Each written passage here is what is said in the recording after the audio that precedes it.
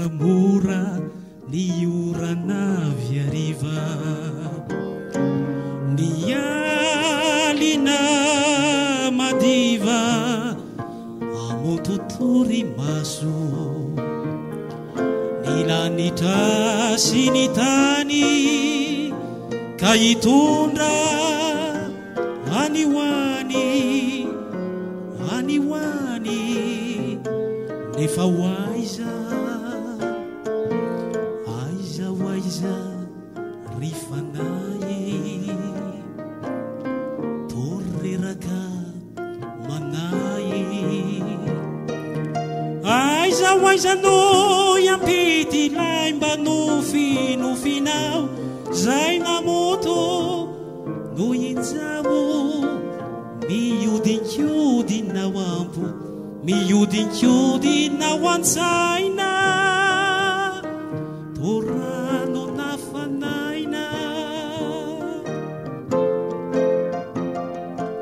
mitsilopilopi mora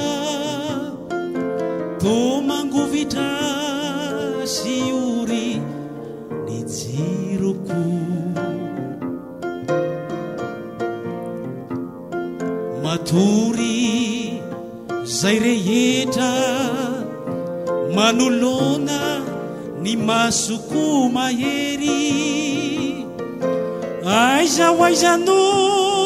miery rifanay lay nofinofy zay namonto atsika teo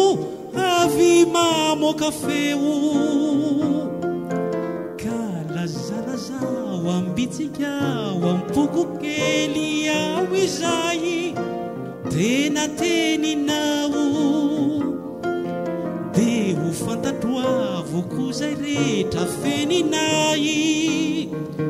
mitenena rifanay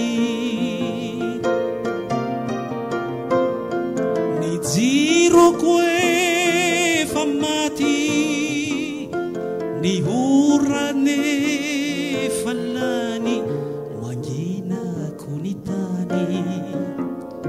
katrao anatiko ao tsy misy rekointsony tsy misy fombatony kanefa toambola be debe ny fitiavako andre lay tena dinanao rivintana tsy fantatra tsy mbola tena sambatra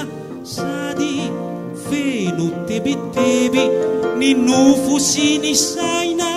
ka emitaintaina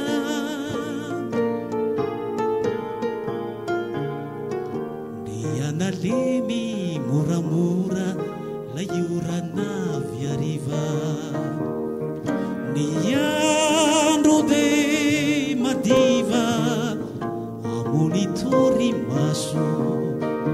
ny lanitra sy ny tany amerina aviany nefa aviaiza rifanay torreraka manay aviaiza no